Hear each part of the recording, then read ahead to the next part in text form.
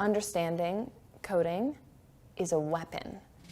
It's like a superpower. It's better than a superpower. Hi, I'm Carly.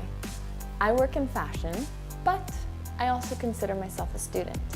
I'm fascinated by understanding how things work. I wanted to learn how the world of technology is built. So I started to learn how to code in my spare time because it wasn't offered to me as a class when I was in school. I grew up in a house with 3 sisters, and all 4 of us were never encouraged to learn how to code. And that's the one thing that I wish someone would have said, just take one class. I always thought I would be following my father's footsteps and go into medicine. My dad's a doctor, and I love math. I ended up having a career in fashion. You know, there's not much math that I use in my day-to-day life for my work, but I am fascinated by computer sciences, by understanding programming, by understanding how things are built. I happen to be a closeted super nerd. So I personally have begun learning how to program on my own because programming is the language of the future and of now. I wish I would have started learning at 13, but it doesn't matter how old you are, you can always start learning. Jump into it, learn, just try and take one class. Give it 1 hour. It's amazing what you can learn in 1 hour. It's important to break that stigma of thinking that it's not cool to be smart. If you can understand, much less speak, code, you can build anything. By the way, the games are so much fun. I spend so much time playing with the different games that are probably targeted to 12-year-olds.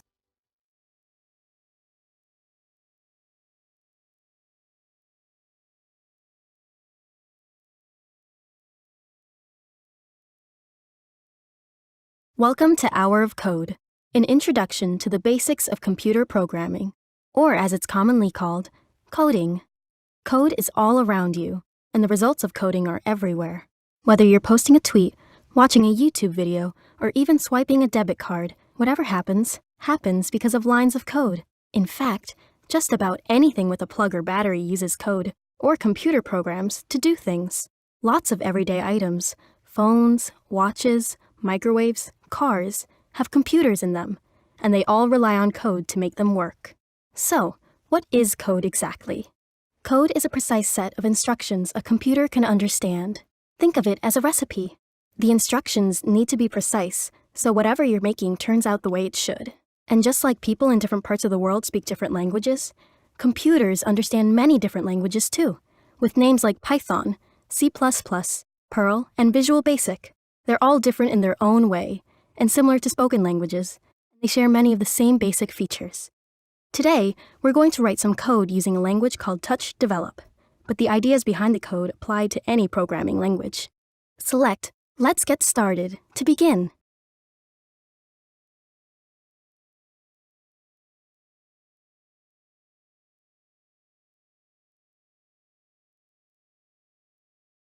Once upon a time, there was internet. You know, a bunch of computers all connected by wires. One person on a computer can read documents from another person's computer. Using a language called HTML, each computer's web browser can properly display these documents.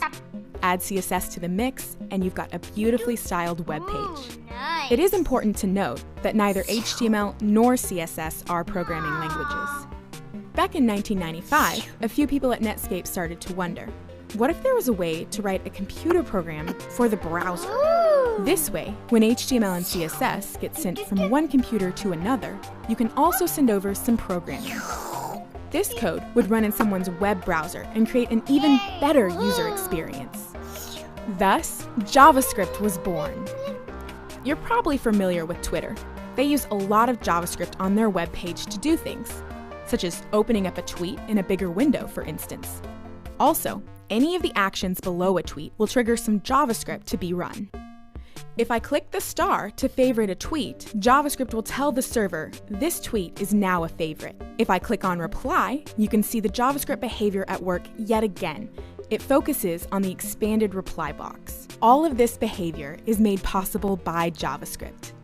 It's worth mentioning that Java is not JavaScript.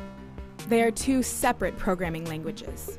JavaScript is not just for programming in the browser, but on servers, game programming, databases, and even robots. Yeah, robots. We're only limited by our imaginations. Are you excited yet?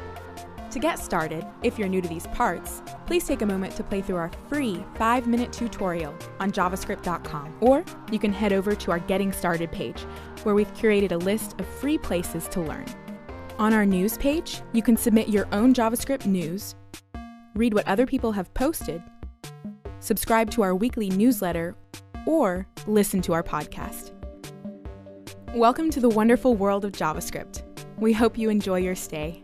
Awesome! Let's try it!